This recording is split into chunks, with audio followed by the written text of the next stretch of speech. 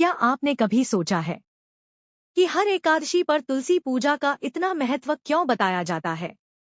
क्यों भगवान विष्णु और कृष्ण की पूजा बिना तुलसी के अधूरी मानी जाती है?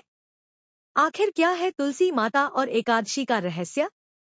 आज की इस दिव्य कथा में हम जानेंगे एकादशी और तुलसी पूजा का ऐसा संबंध जो आपके जीवन में सुख, शांति और भगवान की कृपा ला सकता है। प्राचीन समय की बात है। देवताओं और ऋषियों ने भगवान विष्णु से पूछा, हे प्रभु, ऐसा कौन सा व्रत है जो मनुष्य के सभी पापों को नष्ट कर दे और उसे मोक्ष प्रदान करे? तब भगवान विष्णु मुस्कुराए और बोले, एकादशी मेरा सबसे प्रिय दिन है।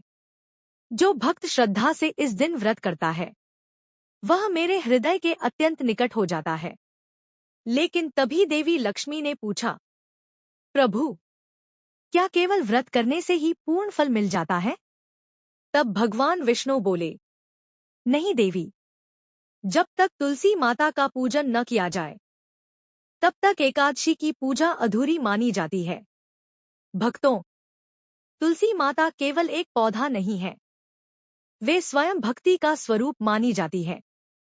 शास्त्रों में कहा गया है कि तुलसी माता भगवान विष्णु को सबसे अधिक प्रिय है, इसीलिए भगवान को चढ़ाया गया भोग यदि तुलसी दल के बिना हो तो वह पूर्ण नहीं माना जाता। एक बार की बात है, एक गरीब ब्राह्मण था। वह हर एकादशी का व्रत करता था, लेकिन उसके घर में हमेशा दुख और गरीबी बनी रहती थी। एक दिन दुखी होकर उसने भगवान से प्रार्थना की, हे प्रभु, मैं पूरी श्रद्धा से व्रत करता हूँ, फिर भी मेरे जीवन में सुख क्यों नहीं आता? उस रात भगवान विष्णु ने उसे स्वप्न दिया।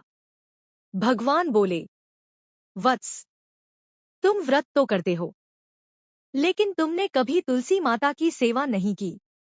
अगले दिन से ब्राह्मण ने अपने घर में तुलसी का पौधा लगाया। वह प्रतिदिन तुलसी को जल चढ़ाता, दीपक जलाता और एकादशी के दिन तुलसी के सामने बैठकर भगवान का नाम जप करता। धीरे धीरे उसका जीवन बदलने लगा। घर में सुख आने लगा, मन में शांति आने लगी और उसकी भक्ति और भी गहरी हो गई। भक्तों, यह कथा हमें सिखाती है कि एकादशी केवल भूखा रहने का नाम नहीं है। सच्ची एकादशी है मन को पवित्र करना, इंद्रियों को नियंत्रित करना और भगवान के चरणों में प्रेम पूर्वक समर्पित होना। और तुलसी माता उस भक्ति को भगवान तक पहुंचाने का माध्यम बनती है।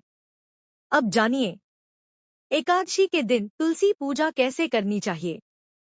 सुबह स्नान के बाद साफ वस्त्र पहनें, तुलसी माता को जल अर्पित करें, उनके सामने घी का दीपक जलाएं, फिर हाथ जोड़कर बोलें, ओम तुलस्या नमः। इसके बाद भगवान विष्णु या श्री कृष्ण को तुलसी पत्र अर्पित करें और पूरे दिन हरिनाम जप करें। यदि संभव हो तो गीता पाठ या विष्णु सहस्रनाम का पाठ करें। लेकिन भक्तों, एक बात का विशेष ध्यान रखें। शास्त्रों के अनुसार एकादशी के दिन तुलसी पत्र नहीं तोड़े जाते, क्योंकि इस दिन तुलसी माता भगवान की सेवा में विश्राम करती है। इसलिए पूजा के लिए तुलसी पत्र एक दिन पहले ही तोड़कर रख लेने चाहिए। कहा जाता है कि जो भक्त एकादशी के दिन श्रद्धा से तुलसी पूजा करता है उसके घर में नकारात्मकता दूर होती है, मन शांत होता है और भगवान विष्णु की विशेष कृपा प्राप्त होती है।